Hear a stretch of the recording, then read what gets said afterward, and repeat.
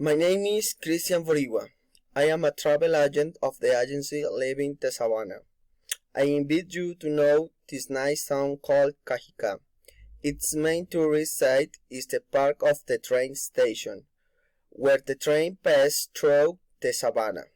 To get there, you must take a bus that takes you to Cajica. After the entrance of the town, you must pass two streets, and you will see the train station just in front. There you can taste a delicious dessert. If you want a more ecologic plan, you can also visit the viewpoint of the summit, where you can exercise, observe nature, and breathe pure and clean air, without forgetting that when you reach the top you can enjoy a delicious orange juice. To get to this viewpoint you must cross the town either on foot or in a cab.